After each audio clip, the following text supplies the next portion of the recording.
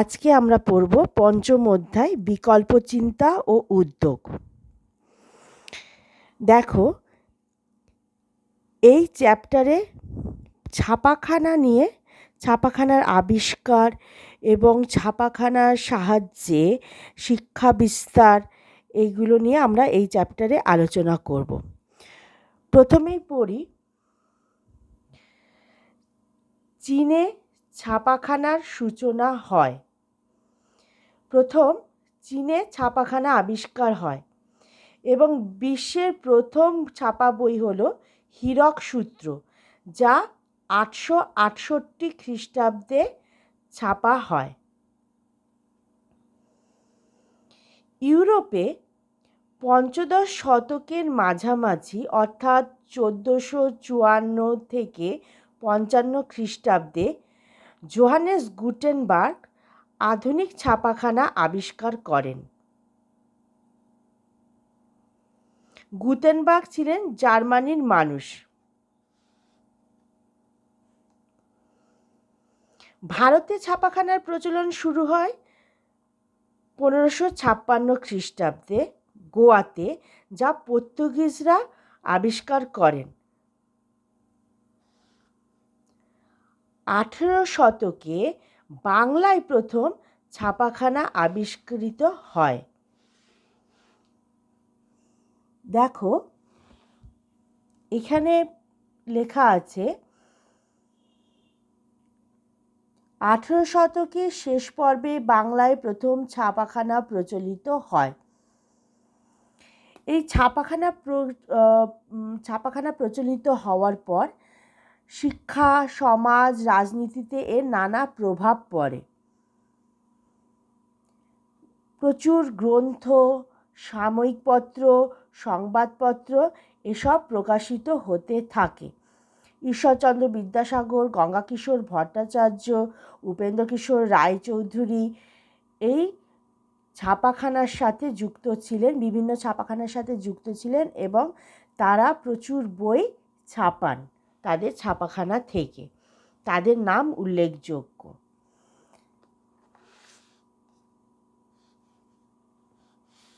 কলকাতায় ছাপাখানার সংখ্যা 17টি দাঁড়ায় যখন সেটা 1800 খ্রিস্টাব্দ।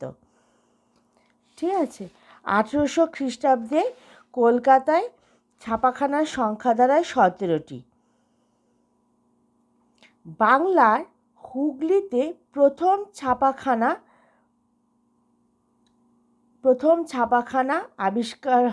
ছাপাখানা দেখা যায় এবং এই ছাপাখানা থেকে ন্যাথনিয়েল ব্রাসি হালেড রচিত a grammar of the Bengal language বইটি ছাপা হয়। এটা তোমাদের অনেকবার কোশ্চেনে এসেছে যে এই grammar of the Bengal language গ্রন্থটি কার লেখা, তখন বলতে হবে ন্যাথনিয়েল Brassey হালেড।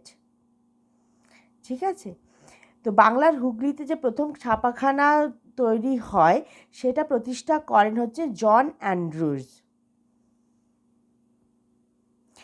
A grammar of the Bengal language এই বইটি ইংরেজিতে ছাপা হয়েছিল ঠিকই, কিন্তু এতে অনেক বাংলায় উদ্ধৃতি আছে, যার ফলে এটিকে বাংলা ভাষায় মুদ্রিত প্রথম বই বলা হয়। তাহলে আমরা পড়লাম 1800 খ্রিস্টাব্দে কলকাতায় ছাপাখানার সংখ্যা দাঁড়ায় 17টি। তো প্রথম দিকে যখন এই ছাপাখানার প্রচলন শুরু হয় তখন 4জন মুদ্রাকর ছিলেন, যেমন জেমস অগাস্টাস হিকি, জন জাকারিয়া কেনিয়ান্দার, বার্নার্ড মেসেনিক, পিটার রড। এনারা 4জন মুদ্রাকর ছিলেন। তো চলো আমরা অগাস্টাস হিকি সম্বন্ধে পড়ি। তিনি জন্মসূত্রে আইরিশ ছিলেন। বেঙ্গল গেজেট ছিল বাংলা তথা ভারতের ইংরেজি ভাষায় প্রকাশিত প্রথম সাপ্তাহিক পত্রিকা, যেটা 1780 খ্রিস্টাব্দে 1 জানুয়ারি প্রকাশিত হয়। এটা কোশ্চেনে আসে। বেঙ্গল গেজেট তোমরা দেখেছো হয়তো কোশ্চেন পেপারে, যে প্রথম সাপ্তাহিক পত্রিকা, বাংলা তথা ভারতের প্রথম সাপ্তাহিক পত্রিকা কোনটি? না বেঙ্গল গেজেট, যেটা অগাস্টাস হিকি তিনি প্রকাশ করেন তার ছাপাখানা থেকে। তিনিই ছিলেন সাংবাদিক, তিনিই ছিলেন মুদ্রাকর এবং তিনিই ছিলেন বিক্রেতা। ঠিক আছে, এরপর আসি চার্লস উইলকিন্স, তাকে বাংলার গুটেনবার্গ বলা হয়।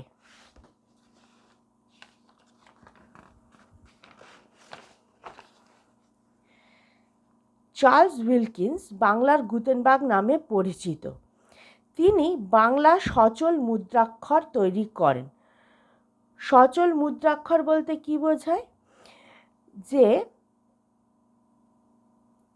ধরো প্রত্যেকটা অক্ষরের জন্য আলাদা আলাদা ধাতব ব্লক থাকবে, ঠিক আছে, এবং সেইগুলোকে আলাদা করা যায়। ধরো প্রত্যেকটা আলাদা আলাদা অক্ষরকে সাজিয়ে পুরো পাতাটা ছাপানো হলো, তারপর সেই অক্ষরগুলোকে আবার সরিয়ে সরিয়ে আবার অন্যভাবে সাজিয়ে সেইটাকে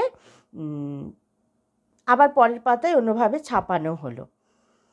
তো সেটা হচ্ছে সচল মুদ্রাক্ষর। বাংলা সচল মুদ্রাক্ষর তৈরি করেন হচ্ছে চার্লস উইলকিন্স এবং তাকে সাহায্য করেন পঞ্চানন কর্মকার। বাংলা হরফের কারিগর বলা হয় পঞ্চানন কর্মকারকে। প্রথম সাময়িক পত্র দিগদর্শন শ্রীরামপুর মিশন প্রেস থেকে প্রকাশিত হয়। এই শ্রীরামপুর প্রেস মিশন এটা খুবই গুরুত্বপূর্ণ একটি প্রেস ছিল।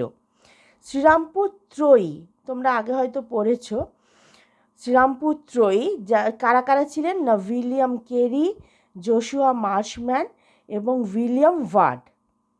এনারা তিনজনকে বলা হচ্ছে ত্রয়ী, শ্রীরামপুর ত্রয়ী।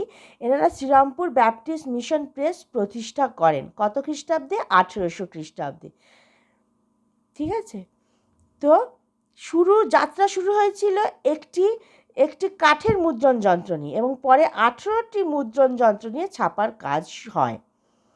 তো বাংলা হরফের কারিগর পঞ্চানন কর্মকারকে মিশন প্রেসে নিয়োগ করেন উইলিয়াম কেরি। এরপরে এই দেখো, শ্রীরামপুর মিশন বাইবেলের নিউ টেস্টামেন্ট ছেপে প্রকাশ করা হয় এই মিশন থেকে, এই প্রেস থেকে, মিশন প্রেস থেকে। গঙ্গাকিশোর ভট্টাচার্য মিশন প্রেসের কম্পোজিটর পদে নিযুক্ত হন। কোথা থেকে শর্ট কোশ্চেন আসবে সে তো জানা নেই, কিন্তু প্রত্যেকটা লাইন ভালোভাবে পড়তে হবে যাতে তোমরা শর্ট কোশ্চেনগুলো ভালোভাবে পারো। এরপর উইলিয়াম ওয়ার্ডের অভিজ্ঞ ব্যবস্থাপনায় মিশন প্রেস বাংলা তথা ভারতের তথা এশিয়ার সবচেয়ে বড় ছাপাখানায় পরিণত হয়। তো এই যে বললাম দিগদর্শন প্রথম সাময়িক পত্র, সেটা প্রথম সাময়িক পত্র শ্রীরামপুর মিশন প্রেস থেকেই প্রকাশিত হয়। তাছাড়াও প্রচুর গ্রন্থ এখান থেকে প্রকাশিত হয়েছে। বাঙ্গাল গেজেট, সেটা গঙ্গাকিশোর ভট্টাচার্য বাঙ্গাল গেজেট নামে একটি পত্রিকা, বাংলা পত্রিকা গঙ্গাকিশোর ভট্টাচার্য প্রকাশিত করেন তার নিজস্ব ছাপাখানা থেকে। ভারতচন্দ্র রায়ের অন্নদামঙ্গল গ্রন্থটিকে তিনি সচিত্র রূপ দেন। ঠিক আছে, তারপর রাজা রামমোহন রায়ও একটি ছাপাখানা প্রতিষ্ঠা করেন যার নাম দেন ইউনিটেরিয়ান প্রেস, যার নাম দেওয়া হয় ইউনিটেরিয়ান প্রেস।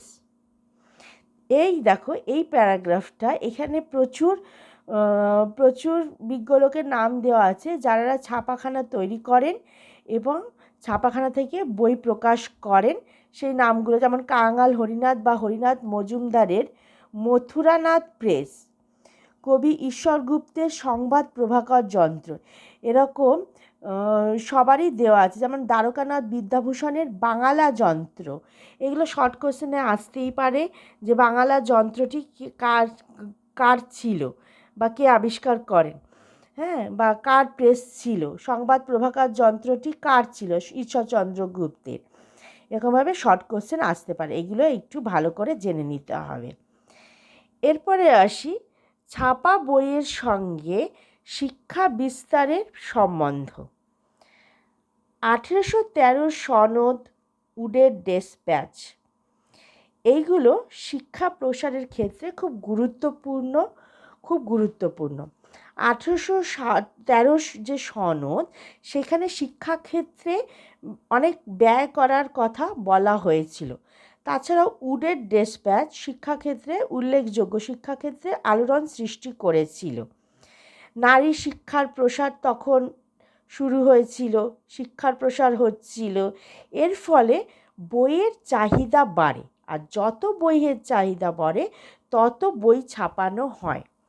তাহলে দেখতে পাচ্ছি আমরা, যত চাহিদা বাড়ছে বইয়ে তত বেশি বই ছাপানো হচ্ছে, আর যত বেশি বই ছাপানো হচ্ছে স্বল্প মূল্যে সেটা মানুষের হাতে পৌঁছে যাচ্ছে। এইভাবেই ছাপা বইয়ের সঙ্গে শিক্ষা বিস্তারের সম্বন্ধ ছিল, এটাই এখানে ডিটেলসে বলা আছে।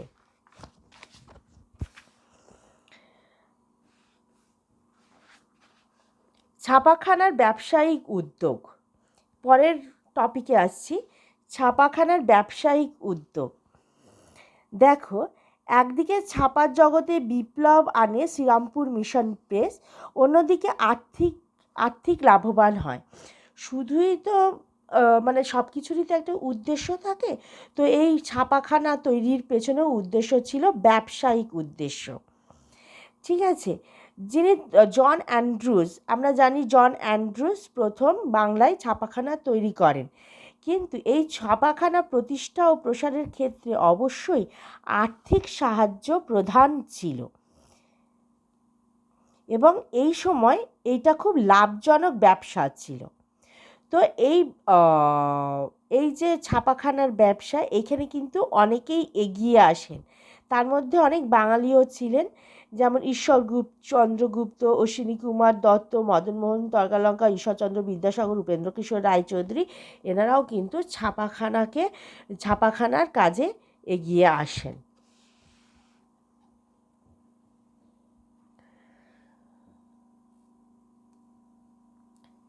দেখো, ছাপা বইয়ের চাহিদা বাড়ার সাথে সাথে ছাপাখানার সংখ্যাও বাড়ে, এবং যত চাহিদা বাড়ছিল, শিক্ষা বিস্তার যত হচ্ছিল, যত ছাপা বইয়ের চাহিদা বাড়ছিল, তত ছাপাখানার সংখ্যা বাড়ছিল। বটতলা প্রকাশনা বলে একটা প্রকাশনা ছিল, 1817 খ্রিস্টাব্দে বিশ্বনাথ দেবের উদ্যোগে এই প্রকাশনার সূত্রপাত হয়।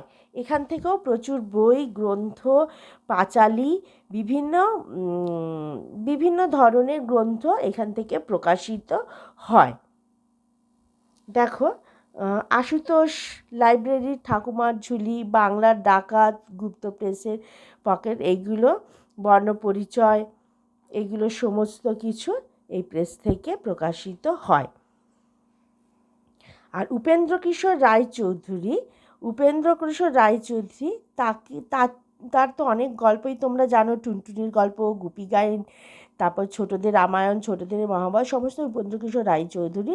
তো তিনিও তার ছাপাখানার নাম ছিল, তার ছাপাখানার নাম কী ছিল বলতো, ইউ রায় অ্যান্ড সন্স।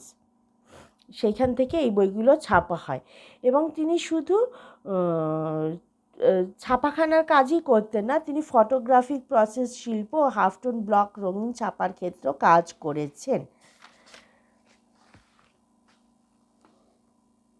দেখো, নেগেটিভের মান উন্নয়নে মৌলিক অবদানের ক্ষেত্রে তিনি ছিলেন প্রথম ও শেষ ভারতীয়।